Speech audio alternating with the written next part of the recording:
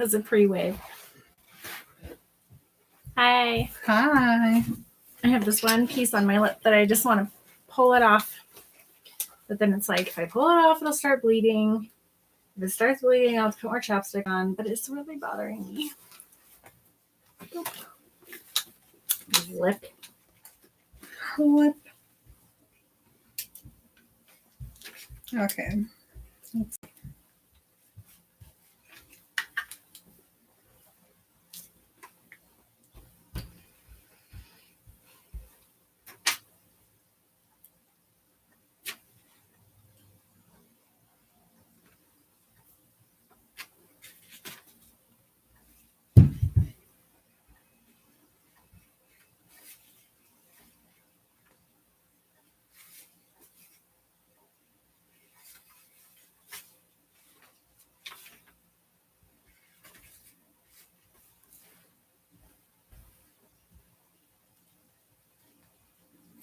Hi, Rachel. I think that's Rachel. It is. Guess who's back? Us and you. Us together. I think that's Lisa. You're doing pretty good with the little. Yeah. You can see an R and an L. Yep. Sort of. All right. I don't know which one of these I want it to. Which one makes you more angry? Oh. Interesting choice. I know, boy, you want to come up here?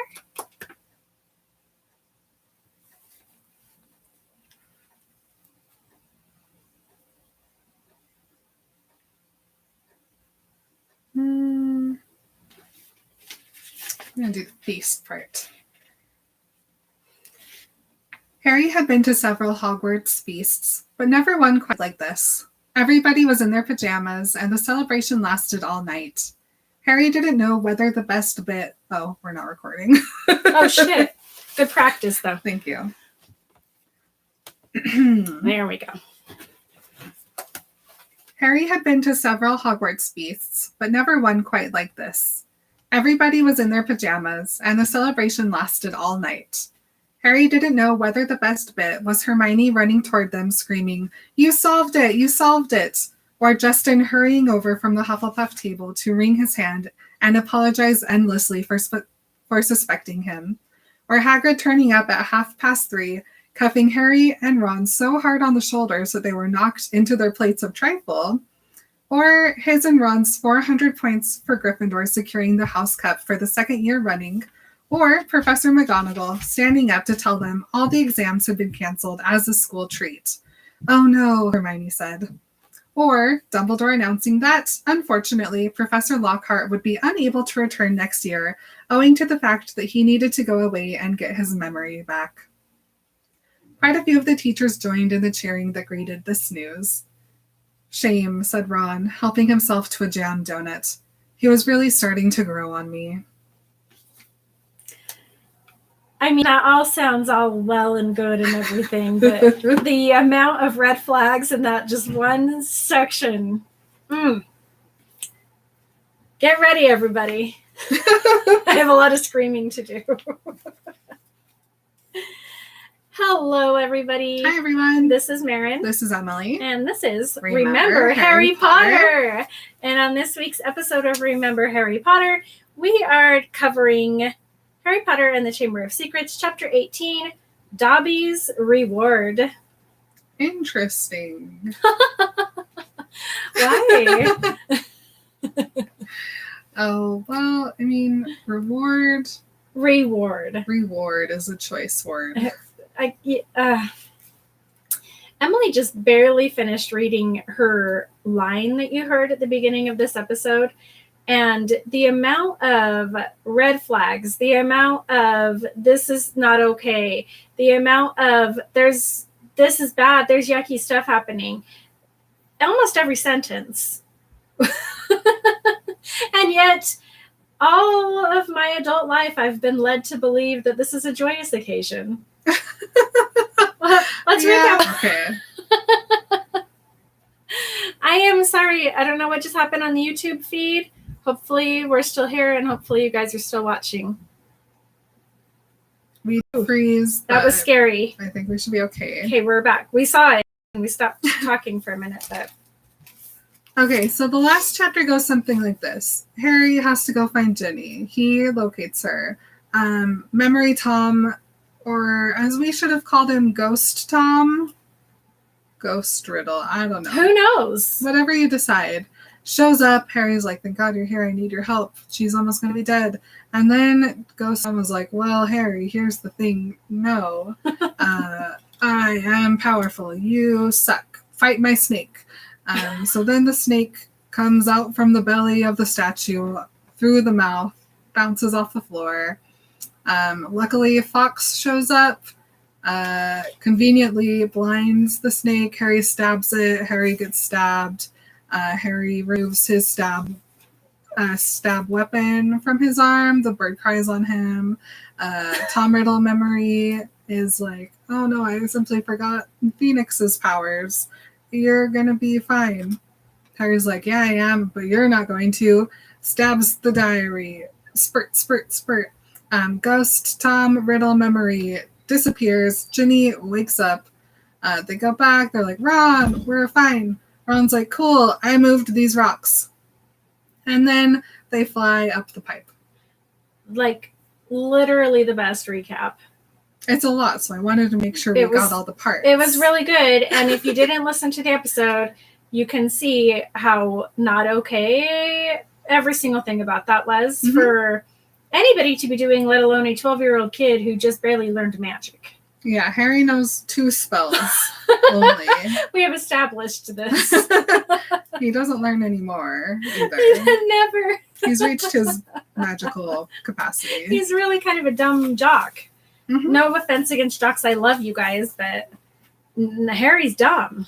Yeah, really dumb. So, I really have to gather myself for a minute because I have a lot of screaming to do. Ready? Meanwhile, upstairs. While the 11 and 12-year-old children were heroically fighting the literal Dark Lord, an incompetent bad guy teacher, and a basilisk, a 5X monster, the adults, including Dumbledore, question mark, question mark, question mark, question mark, have just been wringing their hands in McGonagall's office. Let me tell you who's all been in there. Well, McGonagall, Mr. and Mrs. Weasley, Dumbledore, all in that office, and all just freaking out that Ginny's alive and the boys saved her. Like, they walk in, they knock on the office door, they walk in. Oh my goodness, you guys are still alive. Yeah, no thanks to you. No thanks to you, competent adults. Okay, here we go. OMG, how are you still alive? And here is my rant on the perils of not sharing any information. Now, I'm not saying that these guys are bad parents or neglectful adults or anything like that, but for 15 minutes, and I'm sure 15 minutes doesn't sound like a very long time to you guys, but for 15 minutes, Harry speaks into silence. And as a podcaster, I can tell you that speaking for 15 minutes straight is tiring. It's a difficult thing to do. And Harry isn't a practiced speaker. Usually he answers with one word. Yeah. So here he's been talking for 15 minutes, reliving his barely experienced trauma so that these 4 adults and the people that he experienced it with can rehear it. And as far as I can tell, during that time and after they came in, nobody even offered him a cup of tea. Oh. If Hagrid had been there, he would have had 4 cups of tea and a treacle tart and whatever else he wanted. Fang kisses. Sit down. Here's a blanket. Here's some tea. Here's some candy. No, these guys just stare at him and listen to him tell them everything about what just happened to him. Well, and the thing is, this is not the only time that this happens. This happens literally every time Harry does something and Dumbledore needs all the information. Meanwhile, in Dumbledore's office, he has a little contraption which he could be like, Harry, I know you just went through something. I have this thing called a pensive. If you just think what just happened to you, I can extract it and go watch it myself. And then it's a perfect memory. Mm-hmm. And it just happened, fresh, perfect memory. And Harry doesn't have to sit and talk to adults about it. Yeah. This Dumbledore has a thing for this kind of situation, and he doesn't use it. The way my nostrils are flaring it's out of control, you guys. I mean, imagine Hagrid. Harry, you all right? Have some tea, eat some fudge. Now tell me what happened. But no, they just silently stare at him while he talks. And then McGonagall has the audacity to tell him, instead of being like, I'm so sorry this happened to you, this is our fault. She's like, well, Harry Potter, you did break a lot of rules. And how did you get out alive? So then he goes on, you guys. But then he realizes that he can't actually say, oh, well, it was Ginny all along, because her and her parents are like standing right there. So he just like does what he should have done in the beginning. He just looks at Dumbledore. He's like, please help me. He's been in here for at least 20 minutes now. And he's finally like, hey, Dumbledore, the man who I was entrusted my life to, please help me. And Dumbledore finally decides to say something, and he tells them that Voldemort enchanted Ginny so that Harry doesn't have to. So he says it's super weird that he could because he's living in Albania. So Dumbledore's like, I'm still a little confused because I don't know how Dumbledore knows this, or if he's just making an assumption about what happened. Well, I mean, yeah, first of all. Also, who are his sources keeping tabs on Voldemort's forest living? How does he know that Voldemort's little creepy, like, cloak ghost is in Albania? Who is that? Oh, also, you're going to tell me Dumbledore is in this castle, and his bird and his hat and a mysterious sword go flying down the hallway, and he's just not going to know about it? So do you think he went and spied in? Well, all I'm saying is, so Harry showed Dumbledore loyalty in the chamber, and that's what called Fawkes to him. You're not telling me Dumbledore didn't also get that feeling that someone was saying, I love Dumbledore? Only Fawkes gets the Dumbledore update? This leads so much more precedent to the, like, idea that Fawkes is Dumbledore. Well, I'm just like, did Dumbledore get the thing? And then he's like, yo, Fawkes, take this to Harry Potter. He'll down there. Fine. I'm going to stay up here.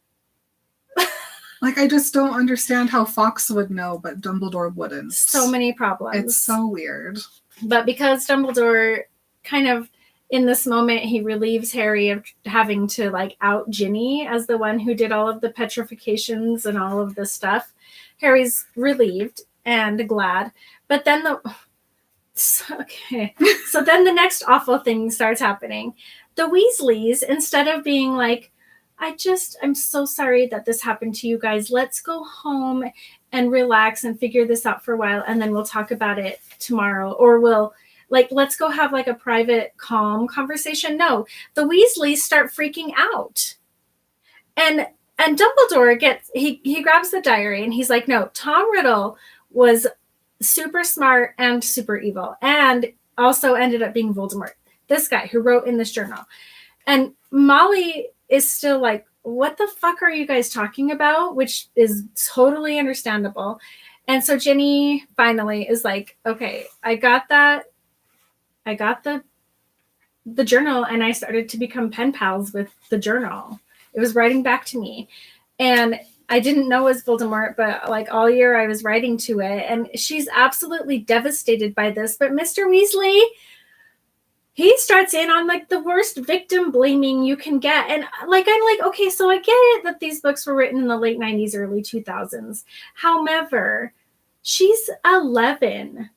And he's like, how dare you? Haven't I taught you not to talk to strangers? But it's like, she didn't think she was talking to a stranger. She was writing in a magical book that she got from her magical school. I can't, with the way these adults are treating these children right now. It's making me so mad. Ginny tries to defend herself, but she doesn't need to because Dumbledore jumps in and puts an end to the discussion. Will you read the passage where he tells them that they need to stop talking about it? He goes, Miss Weasley should go up to the hospital wing right away. This has been a terrible ordeal for her. There will be no punishment. Older and wiser wizards than she have been hoodwinked by Lord Voldemort. Bed rest and perhaps a large steaming mug of hot chocolate. I always find that cheers me up. And he just sends her to the hospital wing because Madame Pomfrey is still awake giving out the mandrake juice. So he does like step in and stop the madness, which I'm going to give him credit for. But at the same time, he could have stopped all of this from happening months ago. Literal months ago, he could have sent everybody home. So I don't know, you guys. I mean, I know that we have our Dumbledore apologists, but all of this, him being like, oh, stop picking on her. This isn't her fault. She just needs to like literally be taken care of right now is nice to hear, but it's a little bit too little too late for me. Yeah. Well, and he also says there has been no lasting harm done, Ginny. Meanwhile, all this shit has happened and all these kids have gone through a terrible year. Like, right? No lasting harm. Lasting harm are you referring to? Yeah, it's no lasting harm. So what we learn here is that the petrified survivors are waking up. Yay! So the Weasleys go ahead and they take Ginny out. And Dumbledore tells McGonagall that they should have a feast about all of this. It's like, okay, well, I know you guys just went through trauma. Let's have a party about it. Okay. So she agrees, of course, and tells Dumbledore that she will leave him to deal with Harry and Ron. And there's a little bit of time where they know for sure that they're going to be kicked out of Hogwarts forever. But don't worry, anyone. These are the Dumbledore years. And actually, these children are the bravest heroes we know. So they're actually going to get awarded for all of this. So let's think back, way back. Remember when I was like, do they still do this award? Because the reason they found out about Tom Riddle is that they saw his name on the award that was like for special services to the school. And I was like, that's weird. I've never heard of this award before. Guess what? They get it. These two get this award right now. They win this award. So now, 50 years from now, some kid is going to be cleaning slug vomit off of a Harry Potter and Ron Weasley Special Services to the School award, which I think is very fun and cool. I'm actually very delighted by this. And I just don't know how I didn't remember that they got the same award that Tom Riddle had gotten. I didn't either. But they got it for doing the same thing that he did, which they actually did it. But anyway, so it's this whole thing. They got the award. Plus, they each get 200 points. LOL. Then Dumbledore looks over at Lockhart, and they're all like, oh, damn, I forgot he was here. And he's like, hold on a sec. He addresses Lockhart, and they had completely forgotten that he was there, but it's okay because so did he. Oh, thank you. And they tell Dumbledore all about Lockhart's spell, and Dumbledore thinks it's the funniest thing he's ever heard. He's like, wait a minute, he accidentally cast his own spell on his own self. That's so funny. And he's like, hey, Ron, child who just got in this like big fight with this guy and almost died from this guy and almost got obliterated from this guy. Why don't you take this guy up to the hospital? Yeah, good idea. My cheeks hurt because if I don't laugh about this and smile about this, I'm just going to cry because it's all so awful. Don't send the kid with the man who almost wanted to kill him up to the hospital. I don't know. I mean, I know that Lockhart's been obliterated, but that doesn't mean he's not still evil at his core. Well, and the fact that Dumbledore didn't begin by addressing Lockhart.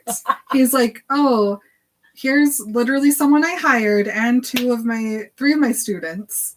I'm gonna let Harry Potter tell me what happened. It just and ignore the adult. It does just lend more credence to the thought that he knows exactly what happened down there. He was watching or something. Somehow he knew what was going on. So Ron goes up with Lockhart because Dumbledore wants a few words with Harry, which can people stop leaving Dumbledore alone with Harry, please? Honestly. Oh my God. So the first thing Dumbledore does is thank Harry. He said that Harry must have shown great loyalty to Dumbledore for Fawkes to show up. And Harry's like, okay. And then Dumbledore says, also, you met Tom. And Harry's like, yeah, he said I'm ugly. And everything else exactly like him. And Dumbledore is like, well, what do you think? And Harry's like, no, I'm so much better looking than him. Also, I'm in Gryffindor. But then Harry remembers about the Sorting Hat wanting to put him in Slytherin and how everyone thought he was the heir of Slytherin because he speaks Parseltongue. And Dumbledore is like, yeah, but I think you speak Parseltongue because you are part Voldemort. Okay. This is just so casually dropped on Harry. It truly is. So Harry's like, I don't like that idea. He's like, I don't like the idea that when he was awesome enough to defeat the Dark Lord, he was not awesome enough to get a little bit of him in him. And then he really starts to spiral, okay? So he's like, I should be in Slytherin. The hat could see Slytherin's power in me. And honestly, can someone give this kid some tea yet? I can't stand it. But Dumbledore's like, no. The hat put you in Gryffindor. You are very awesome. And you do look a lot like Tom Riddle, but the hat put you in Gryffindor. Think. Why? Why is he making Harry think right now? It's not fair. But Harry is like, because I asked not to go in Slytherin? And Dumbledore is like, exactly. Which makes you very different from Tom Riddle.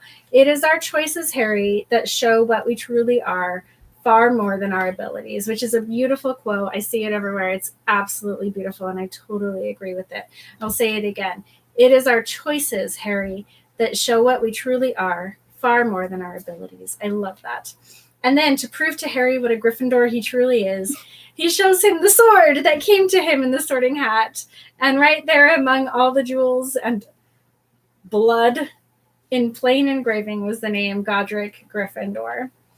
Yes. Okay, so Dumbledore's original plan, right, was just to send Fawkes down to save Harry. Because he's like, I know Fawkes can defeat the basilisk enough that it won't kill Harry, so I need Fawkes to do it.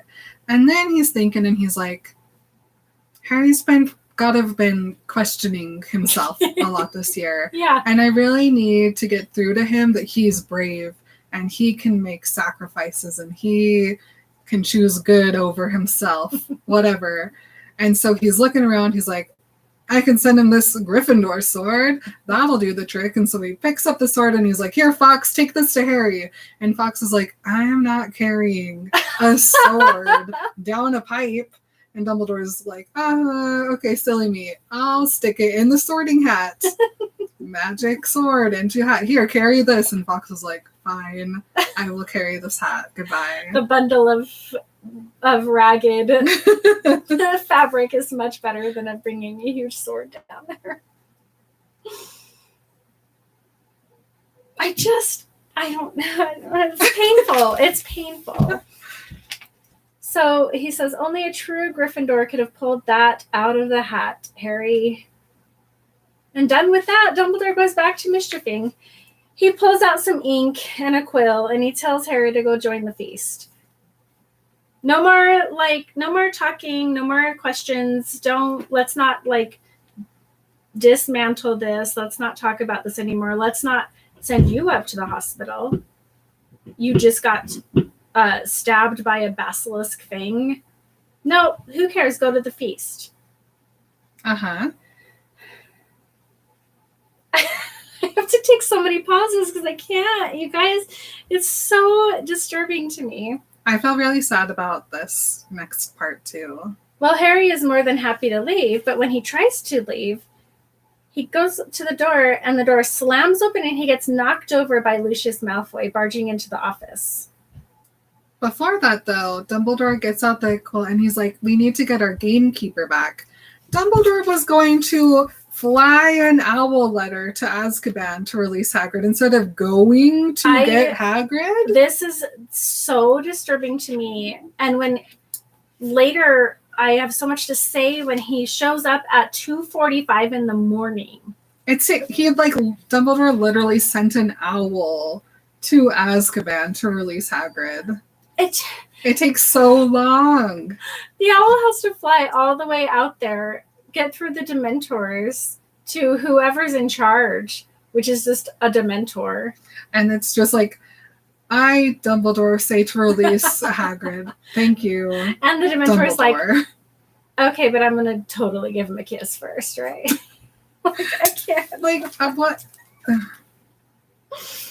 So, Lucius Malfoy comes barging into the office, and this princess, Lucius, got so mad, and he left his house so quickly that his house elf, Dobby...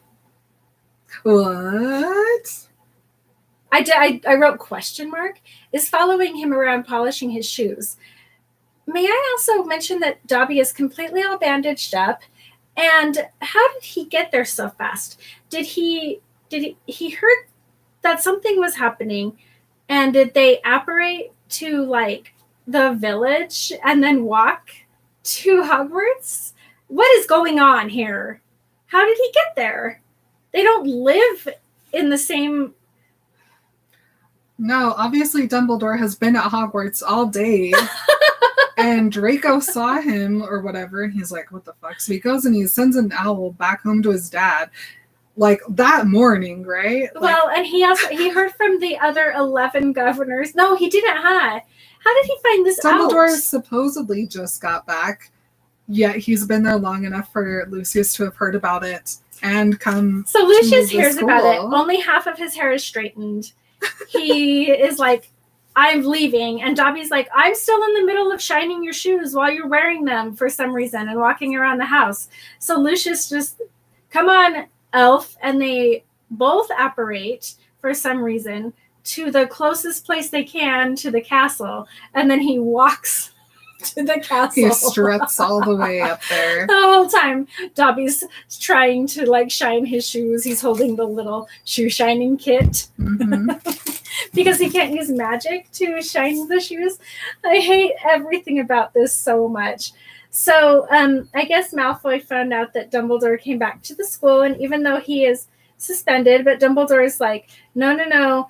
All of the other governors all sent me owls when they found out about Ginny getting taken to the chamber, and they all told me to come back. And also, they all had been mysteriously threatened with curses on their families if they hadn't listened to you earlier and signed the decree to get me suspended and to have Hagrid slammed into Azkaban. Malfoy asks if the attacker has been caught, and Dumbledore says yes. And it was Voldemort again, but through the diary. And Dobby is doing this little point to the book, point to Malfoy, punch himself in the head thing. And Dumbledore is like, it was a very clever plan, because if Ron and Harry hadn't found the diary, Ginny probably would have taken all the blame. So then Dumbledore tells Malfoy his own plan back to him. How the Weasleys would have suffered when everyone found out their daughter was attacking people. How Weasley's Muggle Protection Act wouldn't have passed. And then Harry understands Dobby's dance. And he's like, don't you want to know how Ginny got the diary? And Lucius Malfoy's like, no, shut up. And Harry's like, you gave it to her. You hid it in her book at the bookstore. And Malfoy is like, prove it. But Dumbledore knows they can't now that Riddle has been vanished from the book. But don't go giving any more students Voldemort's old stuff. This is way too easy of a I know you did this awful evil thing, Don't do it again, you silly guy. Yep. I know you like had the book in your butt crack and then you turned and dropped it into Jimmy's cauldron. Like Justin Reed's TikTok, which like that guy's my favorite That's guy the best. on the entire internet. Justin Reed's. Ah. Anyway, don't do it again. Like what? Or guess what? Arthur Weasley's gonna come and get you. Like what? Lucius Malfoy is not intimidated or scared about Arthur Weasley. no. This is the lamest you just got away with almost murder that I've ever seen. Because Dumbledore clearly knows that he almost got away with almost murder. Yep. Why is this happening? Why are we even doing this? Nothing.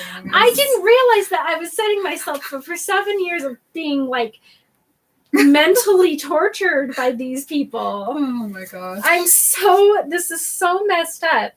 So, he's like, Weasley's gonna make sure it's all traced back to you. And Lucius is like, oh, I'm gonna curse you right here and now. No, I won't do it. And instead he's like, we're leaving. And he starts kicking Dobby down the hallway. And Harry gets an idea. So he's like, hey, Dumbledore, can I give that diary back to Malfoy? And Dumbledore's like, yeah. Why? But hurry, you need to be at the feast. Why is any of this happening? Why is Dumbledore like, yeah, absolutely, go ahead and give him back that evil book. I don't need it anymore. What? Because he saw in Harry's eyes Harry's plan, and he's like, that's funny, yes. Go do that.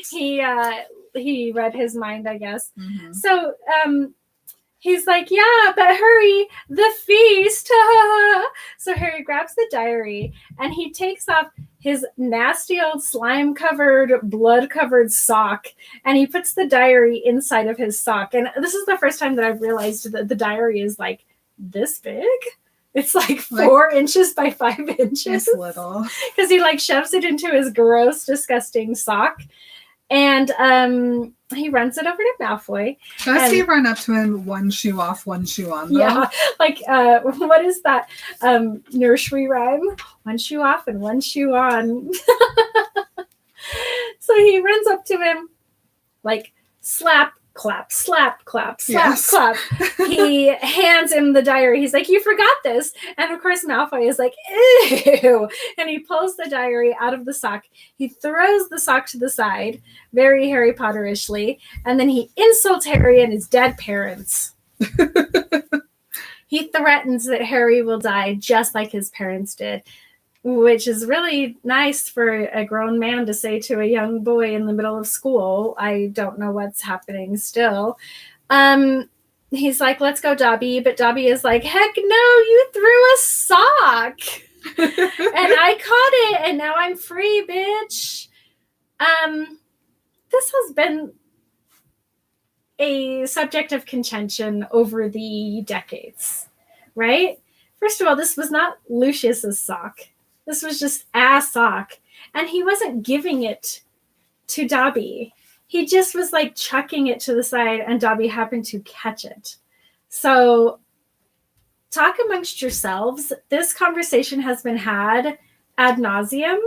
It still doesn't really make any sense, but I think Dobby was just like, I don't care. He gave me a sock. And of my own free will, I am free now, somehow. So, Lucius tries to kill Harry. He literally does try to kill Harry for losing him his elf.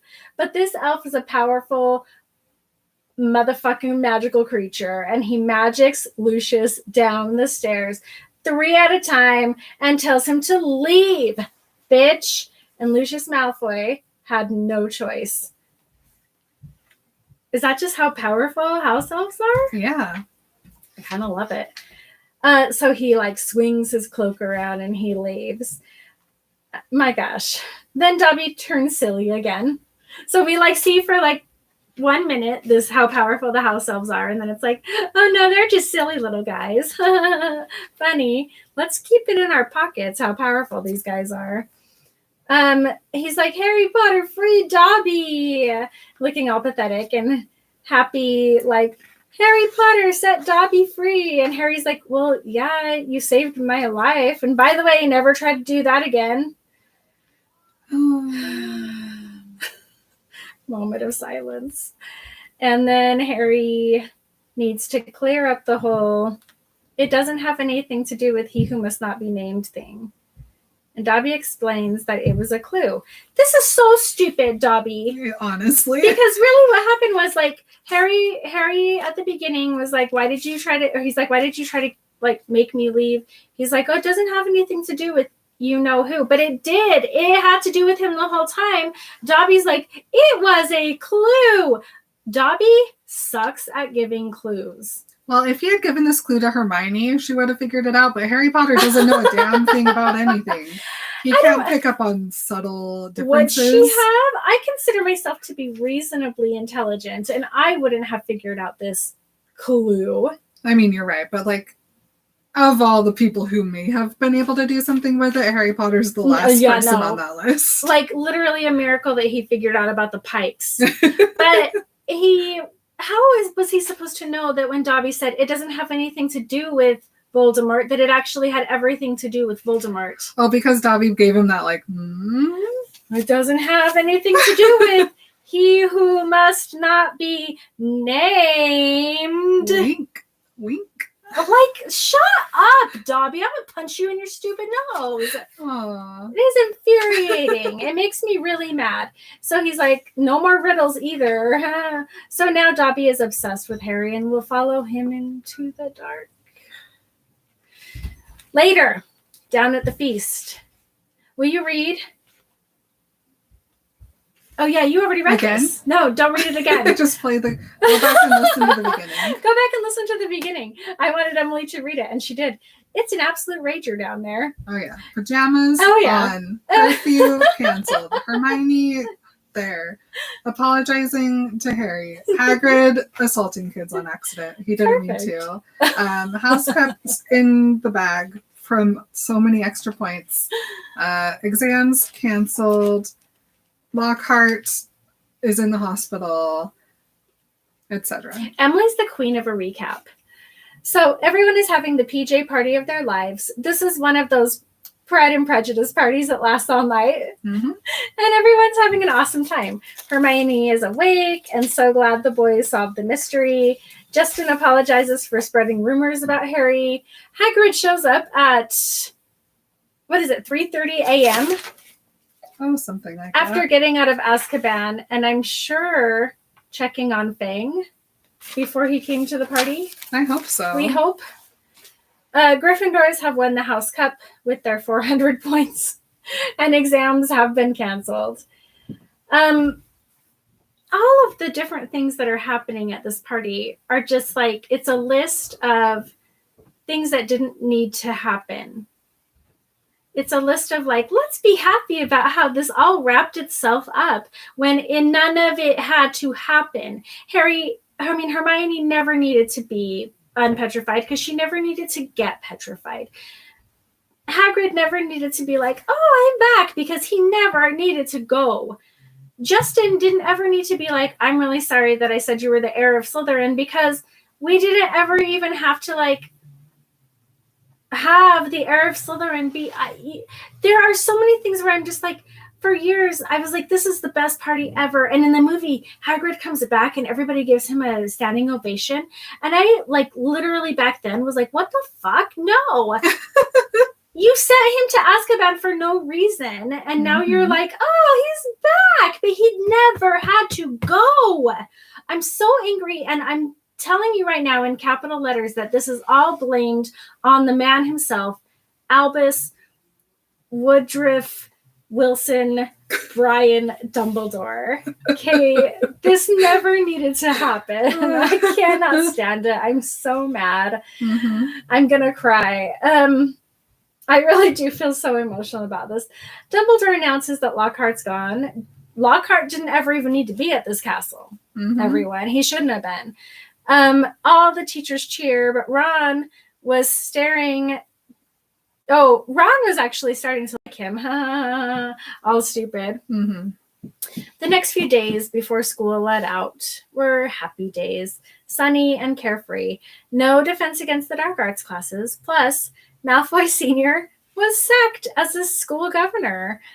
So Draco is super mad. He's no longer strutting around, which makes me really happy. Ginny was happy again. Ginny never needed to be put into this situation. Can I just... Now, here's the thing. I know. We have to have conflict in a story. It makes the story. It's just that, does the conflict have to do so much with childhood trauma? Like, the ACE score on these kids is going to be 10. It's just, it's too much. It's a little bit too much. We could have had lots of conflict without having so many children almost dying and no adult intervention. So I don't know how to feel about it because I understand how to write a story. I was an English major, but I can't get over so many kids almost dying, and little kids that are my children's age. I got feelings. It's bad, but I mean, we can say one thing, and it's that a lot of people relate to a lot of things. Yeah, absolutely. In these books, absolutely. And that's what makes it so beautiful. Okay. So before they know it, it's time to go home.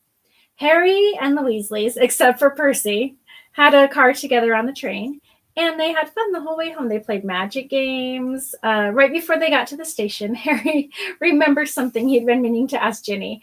He's like, "Hey, Ginny, you got to tell me, what the F was Percy doing that you walked in on? Because the whole time, I'm just picturing him under the blanket." And she's like, "Oh, I'm so happy that you asked.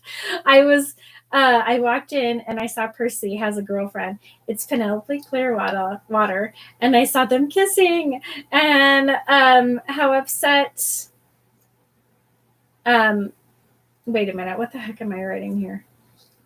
Percy has a girlfriend, Penelope, and she saw them kissing, and how upset he was when she was attacked. Oh my gosh, I have to read this whole thing over.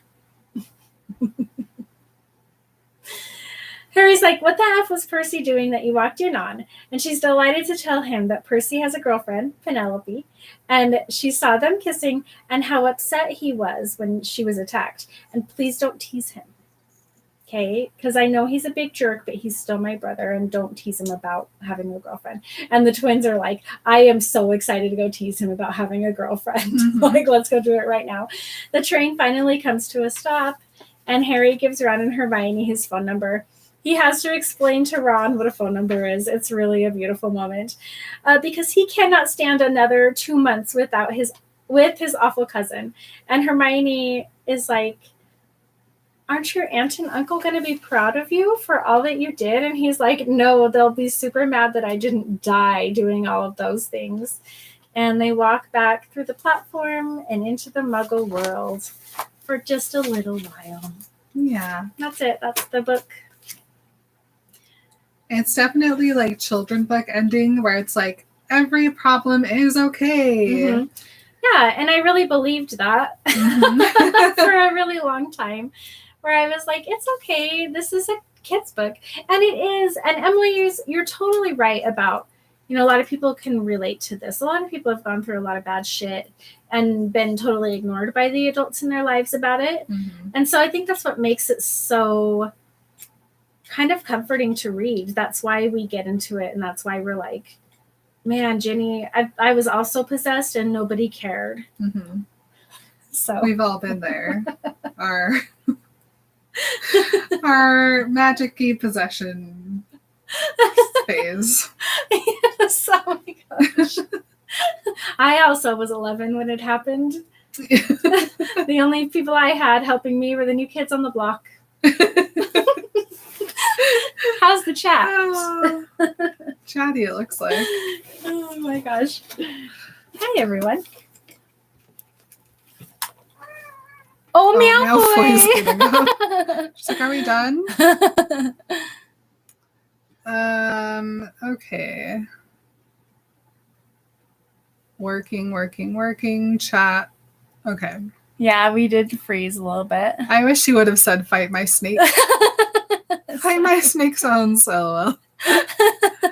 I mean, to play devil's advocate for a moment, they did tell Harry several times to leave it the F alone, they being the adults and teachers.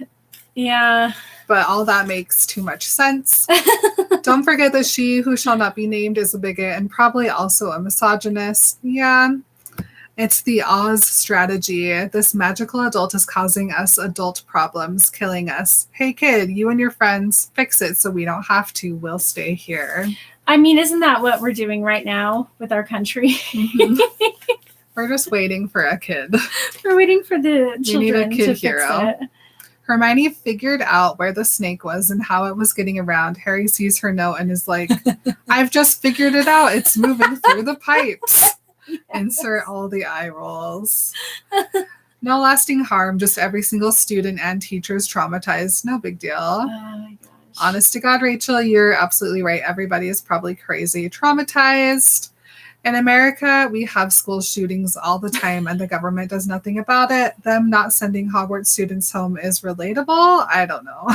It is relatable. It feels very similar. You know what, Joshua? You're absolutely right. Everybody was expected back in school and back to work in that community like the next day. Yeah. One of my favorite quotes, make it the remember.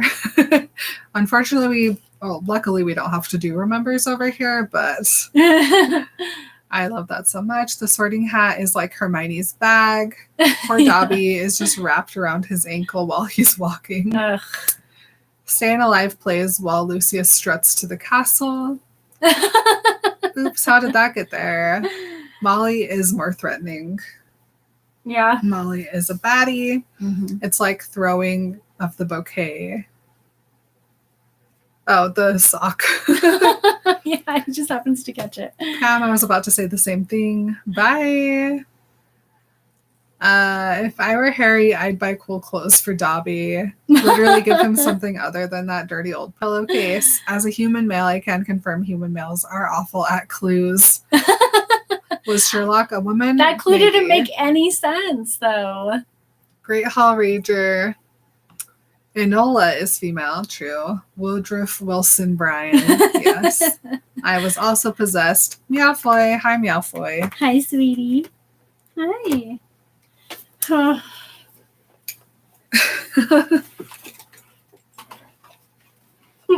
There she is. Are you stuck? There you go.